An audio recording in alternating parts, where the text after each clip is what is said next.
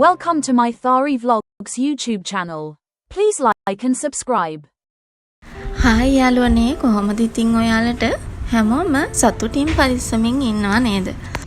ඉතින් අපි කතරගම ගියපු ගමනේ දෙවෙනි කොටස මේ විදිහට මං අරගෙන ආවා. මොකද එකම vlog එකකින් අරගෙන ආවොත් vlog එක ගොඩාක් දිග වැඩි වෙනවා. එතකොට විනාඩි ගාන වැඩිනේ. හරි. ඉතින් අපි පහුවදා උදේම ආවේ සෙල්ල කතරගම තියෙන මහා ලක්ෂ්මී දේවාලයට. කතරගම යන හැමෝම අනිවාර්යෙන් යන තැනක් තමයි මේ ලක්ෂ්මී දේවාලය. හරිම ලස්සන මනරම් පරිසරයක තමයි මේ ලක්ෂ්මී දේවාලය පිහිටලා තියෙන්නේ. ඉතින් ඔයාලත් බලන්නකෝ. ඉතින් අපි ගිය හැම තැනක්ම පෙන්වන්න විදියක් නැහැ. මොකද සමහර තැන්වල ඡායාරූප ගැනීම වගේම රූගත කිරීම තහනම් කියලා බෝඩ් ගහලා තියෙනවා.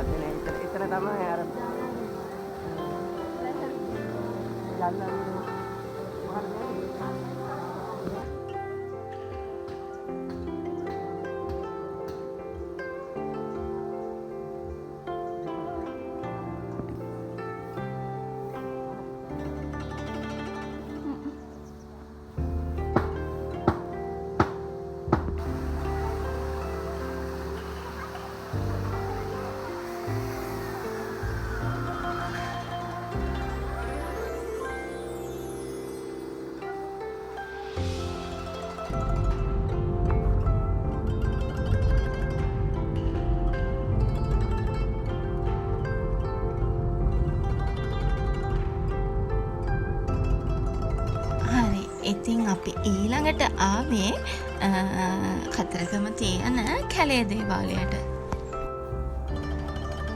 ගම්මු කියන විදියට නම් ගොඩාක් හාස්කම් තියෙන තැනක් තමයි මේ කැලේ දේවාලය කියන්නේ. ඉස්සර මේ ශිව දේවාලය එහෙම නැත්නම් මේ කැලේ දේවාලය කියන තැන විශාල කැලයක් තිබුණු නිසා තමයි කැලේ දේවාලය කියලා කියන්නේ. ඉස්සර ගොඩාක් ප්‍රසිද්ධ නැති වුණත් දැන් ටික ටික ප්‍රසිද්ධ වෙන බැතිමතුන් යනන පූජා භූමියක් බවට පත් වෙලා තියෙනවා. ඒ වගේම තවමත් මේ භූමිය තුල තවත් ප්‍රතිපා ඉති කිරීමට කටයුතු කරනවා කියලාත් පේනවා.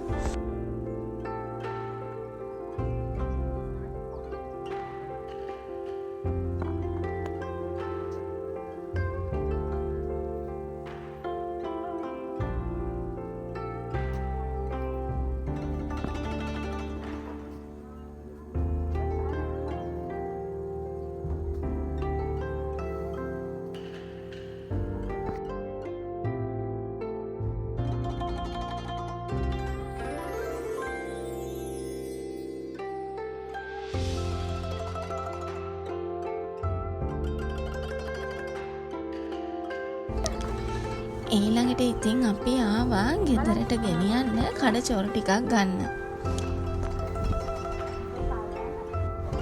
කතරගම ඇවිත් දොදෝ ගෙනිච්ච නැතොත් ඒකත් නිකන් මදිපාඩුවක් වගේනේ. Thank you.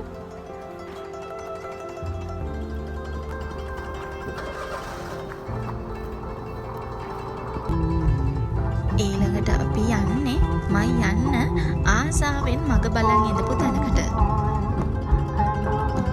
දැන් ගොඩක් දවල් වෙලා නිසා බත් ටිකක් කාලම යමු.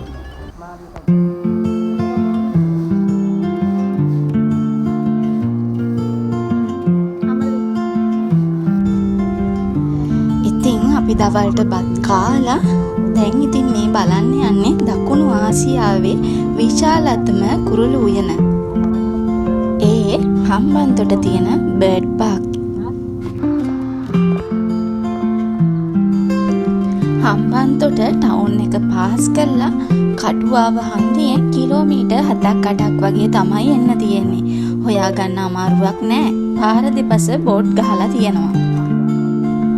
මේ බර්ඩ් පාක් එකේ භූමි ප්‍රමාණය විශාල නිසා පහින් යන්න අමාරු නම් ඇතුළ බලන්න එකයි යන්න වෙනම වාහන තියෙනවා. ඒකක යන්න පුළුවන්. මේ බර්ඩ් පාක් එකට ඇතුල් වීමේ ටිකට් එක රුපියල් 1000යි.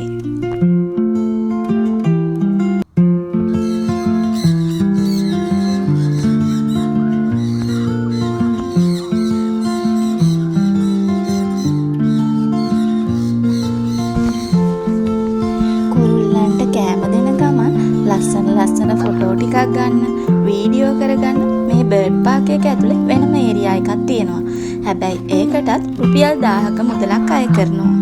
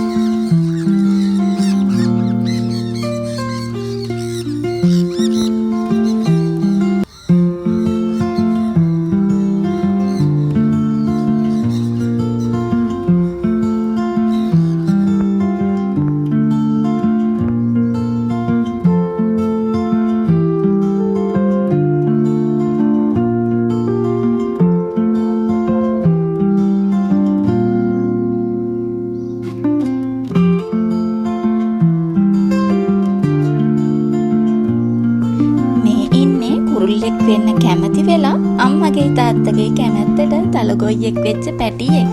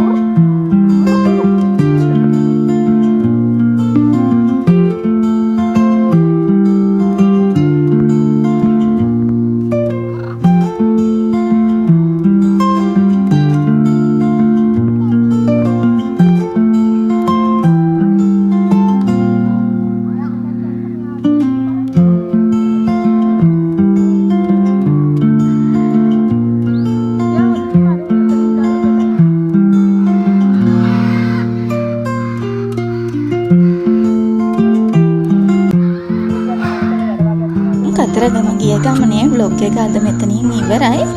ආයෙත් vlog එකක් අරගෙන එනකම් හැමෝම සතුටින් පරිස්සමෙන් ඉන්න. bye bye.